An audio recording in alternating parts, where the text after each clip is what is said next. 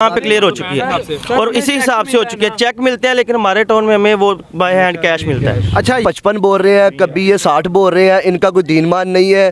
ठीक है, हमारा जो बेसिकली हमारा हक बनता है वो हमारा 88,000 कुछ रुपये बनता है, लिया जाता है। मुझे कोई रियायत नहीं दी जाती। सर हर वर्कर शायद इनको गैरत आ जाए कि जो लोग इस रियासत की खिदमत कर रहे हैं उनको सड़कों के ऊपर जलील किया जा रहा है। अस्सलामुअलैकुम नाजरीन, मैं हूं मोहम्मद शकील चौधरी, आप देख रहे हैं खुला सच डिजिटल। नाजरीन इस वक्त मौजूद हैं हम ये इकबाल टाउन का एरिया और यहाँ पे जो डेली वेजेस मुलाजमीन है जो डेंगू डिपार्टमेंट का हेल्थ डिपार्टमेंट में काम करते हैं, यहाँ पे ये इस वक्त रात में सर्दी के मौसम में सर्दी के आलम में एहतजाज कर रहे हैं कि जिनके बीवी और बच्चे, जिनकी माएँ, जिनके वालिद घरों के अंदर इनका इंतज़ार कर रहे हैं। लेकिन अब देखना ये कि ये लोग एहतजाज यहाँ पे क्यों कर रहे हैं, तो ये मौजूद है, इनसे बात करते हैं। जी अस्सलाम वालेकुम। वालेकुम सलाम। भाई क्या नाम है आपका? शराज सुहेल सर। शराज साहब, आप यहाँ पे एहतजाज क्यों कर रहे हैं? सर जी हम सैलरी की वजह से यहाँ पे आए हुए हैं। ठीक है, हमारी 3-3 माह की सैलरी है, हम डेली वेजेस पे यहाँ पे काम करने के लिए आए हैं। पिछला बैच वो ख़त्म हो गया है, आगे 2 माह उन्होंने लेट कर दिए हुए हैं। हमारे भी छोटे छोटे बच्चे हैं सर। ठीक है, मैं मैरिड हूँ, रेंट पे मेरा घर है। ठीक है, 3 माह के मेरे अभी तक मैंने कर्ज़ा ले के अपने बच्चों के मुंह में जो आटा पानी चीनी घर में मैं लेके आ रहा हूँ वो मैं मांग के गुजारा कर रहा हूँ। ठीक है, अंदर मेरी एक और भी बहन बैठी हुई है छोटी सी, और वो बिल्कुल मासूम है, उसकी शादी हुई है लेकिन 2 बच्ची हैं उसकी छोटी छोटी। ठीक है, और वो मांग के वो गुजारा कर रही है, उसका हस्बैंड नहीं है। ठीक है सर, हम यही सिर्फ उनसे हाथ जोड़ के डीडीओ साहब से गुजारिश करते हैं कि हमारी जो पिछले बैच की सैलरी है, ठीक है, हम सुबह 7 बजे के साथ आए हुए हैं। अच्छा बेटा मुझे ज़रा ये बताओ और ज़रा हमारे ये पब्लिक भी देखे और आला हुकाम भी देखें, शायद इनको गैरत आ जाए कि जो लोग इस रियासत की खिदमत कर रहे हैं उनको सड़कों के ऊपर जलील किया जा रहा है और बिला वजह जलील किया जा रहा है। शायद उनको इस स्टेटमेंट से गैरत आ जाए। मेरे जुमले हैं बड़े सख्त लेकिन पायदार बोल रहा हूँ मैं, और अगर मुझे कोई चैलेंज करे तो मैं उसके लिए तैयार हूँ। अच्छा मुझे ये बताइएगा कि आपकी पर मंथ सैलरी कितनी बनती है? सर तकरीबन 28,980 रुपये हमारी सैलरी बनती है पर डे के हिसाब से। 965 रुपये इन्होंने हमें ऑर्डर जारी किया, हमारे पास प्रूफ है। अच्छा वो ठीक होगा, वो ठीक होगा। अच्छा ये बताइएगा कि आपका एक बैच 3 मंथ का होता है। जी सर। आपकी कितनी सैलरी टोटल 3 मंथ की कितनी बन रही है? सर तकरीबन हमारी 85,000 बनती है, 88,000 तकरीबन बनती है, 88,555 रुपये। अच्छा, इसमें से आपको कितना दे रहे थे? सर हमें कभी ये 50 बोल रहे हैं, कभी 55 बोल रहे हैं, कभी ये 60 बोल रहे हैं, इनका कोई दीनमान नहीं है। ठीक है, हमारा जो बेसिकली हमारा हक बनता है वो हमारा 88,000 कुछ रुपये बनता है। ठीक है, लेकिन हमें ये इतने पैसे दे रहे हैं, हमने हक लाल की कमाई की है। ठीक है, काम किया है, सुबह हमारी 8 बजे हाजिर लगती है, हम 2, 3 बजे 4 बजे जा रहे हैं। ले जी यहाँ पे ये बात बड़ी काबिले गौर है, बड़ी काबिले गौर बात है ये चाहे हमारा कोई यहाँ पे मेहनत मजदूरी उसके जो दाम है जनाब वो भेड़ बकरियों की तरह लग रहे हैं कि जिस तरह से एक बंदा अगर कोई चीज़ सेल आउट करने जाता है तो उसके मुख्तलिफ बोलियाँ लगती हैं। इनकी मेहनत की बोलियाँ लग रही हैं कि जिनकी 88,000 सैलरी बनती है, कभी 50 ले लें जनाब, 55 ले लें, 60 ले लें, यानी कि मेहनत की बोलियाँ भी पाकिस्तान के अंदर लगती हैं। सर हमारे से बकाया ये स्टाम्प लिए जा रहे हैं, वो भी ब्लैंक स्टाम्प लिए जा रहे हैं। ठीक है, इसका क्या फ़ायदा है इसका, ये हमें बता दें सर। ये ब्लैंक क्यों लेके जा रहे हैं? जी ये स्टाम्प पेपर, इसके ऊपर कुछ लिखा भी नहीं हुआ। ये वो स्टाम्प पेपर है कि जो वर्कर से लिया जाता है और इसके ऊपर वल्लाह आलम क्या लिखते हैं क्या नहीं, लेकिन गवर्नमेंट रूल्स के अंदर मैंने आज तक ये चीज़ नहीं देखी कि जिस वर्कर ने सैलरी लेनी हो और वो पहले स्टाम्प पेपर जमा करवाएगा। तो जनाब मेरा चैलेंज है इस बात पे, मैं चैलेंज करता हूँ सीईओ साहब आपको कि आपके जो नाक के नीचे और आपके जो वर्किंग है आपकी उसके नीचे काली भेड़ें मौजूद हैं और जो इस डिपार्टमेंट को गंदा कर रही हैं और इन गरीबों को जो ना उनका खून चूस रही हैं, वो भेड़ें इनका खून चूस रही हैं। ये स्टाम्प ये सिर्फ और लेन देन के मामलात में काम आता है, यानी कि इनसे स्टाम्प लिया जाता है। सिंपल सी बात है, सीधी सी बात है। और इस स्टाम्प पेपर के ऊपर अगर इनको 40-50 दिया, 60 दिया तो इसके ऊपर सिग्नेचर लेके जनाब पूरी सैलरी फिल कर दी जाती होगी। या फिर चैलेंज है कि इसका रिकॉर्ड ले आएँ, कि इन स्टाम्प पेपर्स को कहाँ पे यूज़ किया जाता है, इन जो स्टाम्प पेपर्स इनको कहाँ यूज़ किया जाता है वो रिकॉर्ड प्रोवाइड कर दें। ये भी है सर। अच्छा आप बताइएगा कि जो बिजली के बिल आते हैं आपको, अभी आपको 5 माह से सैलरी नहीं मिली, आपका दूसरा बैच स्टार्ट हो चुका है, तो आपको जो बिजली का, पानी का, गैस का जो बिल आता है, जो गवर्नमेंट आपसे वसूल करती है, वो आप किस तरह से फिर अदा कर रहे हैं? सर वो इसी तरह से किसी से पकड़ के मांग के पूरा करते हैं। अब क्या करें, गुजारा तो करना है ना, लेकिन इनको नहीं समझ आ रही। 3 माह हमारा बैच होता है, 2 माह ऊपर हो गए हैं, 5 माह हो गए हैं। बाकी टाउन्स में तकरीबन बैच खत्म होने के 1 हफ्ता बाद सैलरी मिल गई थी, लेकिन अभी तक नहीं मिली। जो दूसरे टाउन से वहाँ पे सैलरी क्लियर हो चुकी है? जी वहाँ पे क्लियर हो चुकी है और इसी हिसाब से हो चुकी है। चेक मिलते हैं, लेकिन हमारे टाउन में हमें वो बाय हैंड कैश मिलता है। अच्छा, यहाँ पे कैश दे रहे हैं, चेक नहीं दे रहे? जी कैश दे रहे हैं। और अगर वो चेक देंगे तो फिर पूरी सैलरी देनी पड़ेगी। अगर बाई हैंड देंगे तो फिर स्टाम्प लेंगे, स्टाम्प लेंगे। फिर स्टाम्प लेके तो जनाब स्टाम्प लेके तो मेहरान गाड़ी से कल्टस पे करोला पे आएंगे, यही सिस्टम है। अच्छा, कोई ऐसा वर्कर मौजूद हो कि जिसने बिजली का बिल, पानी का बिल, ईमानदारी से बताना, घर की कोई चीज़ सेल करके कोई बिल पेड किया हो? सर मैंने किया है सर, मैंने अपनी एलसीडी सेल करके सर बिजली का बिल पे किया है।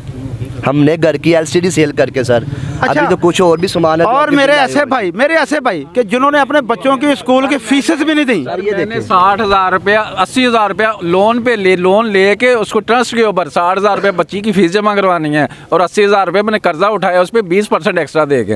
आपका क्या नाम है जी? जाहिद नाम है मेरा। अच्छा, आप कितना अरसा से काम कर रहे हैं? जी मैं मुझे 5 माह हो गए हैं यहाँ पे। अच्छा, ये फर्स्ट टाइम ऐसा हो रहा है या पहले भी ऐसा कभी हुआ है? पहले भी सुनते ही हैं, मतलब दूसरे वर्कर से इसी टाउन में सुनते आ रहे हैं कि पहले भी ऐसे ही होता है। आपकी नज़र में यहाँ पे खराबी पैदा करने वाला कौन शख्स है? सर ये खराबी पैदा करने वाला ये डिपार्टमेंट है। नहीं, डिपार्टमेंट है, डिपार्टमेंट के अंदर कौन ऐसा बंदा कौन है? क्लर्क साहब है ना, ये दोनों ही है सर ये जी। इमरान क्या नाम है इनके नाम क्या? सर जी ये इमरान शाह है, ठीक है। क्लर्क जो है तो वो जो डीडीओ साहब है, ठीक है। इनकी वजह से जो ये हंगामे हो रहे हैं, जो हम ये सर्दी में यहाँ पे मर रहे हैं, घर में बीवी बच्चों को छोड़ के आए हुए हैं, छोटे छोटे बच्चे हैं हमें, वो हमारा वेट कर रहे हैं घर पे, और हम यहाँ पे सैलरी लेने के लिए खड़े हुए हैं, ठीक है। इतनी ठंड में खड़े हुए हैं, कितनी मिलनी है अभी ये भी कन्फर्म नहीं है हमें। अच्छा, कोई ऐसा वर्कर के जो बहुत पुराना हो? ये सारे हमारे पुराने हैं। आप कितना अर्सा हो गया काम? साल हो गए सर मुझे। 3 सालों में पहले भी कितनी बार इस तरह हो चुका है? सर हर दफ़ा ही ऐसे होता है जब हम सैलरी लेने आते हैं। इसका जिम्मेदार कौन है? सर ये डीडीएचओ साहबान जो हमारे हैं वो, और जो इधर से क्लर्क हैं वो हैं। अच्छा, आप लोगों को ब्लैकमेल कौन करता है? स्टाम्प पेपर्स के लिए कौन करता ये हमारे क्लर्क जो हमें वो मैसेज करते हैं कि जी अपने लेके आए स्टाम्प पेपर। है? हर सैलरी पे, हर बैच की सैलरी पे? बैच की सैलरी पे। बात सुनिए, क्लर्क कहते हैं कि अभी तनख्वाह जो लेनी है लो नहीं, अगली दफ़ा अपने कंडक्ट नहीं होगा, हमें ये धमकी देते हैं।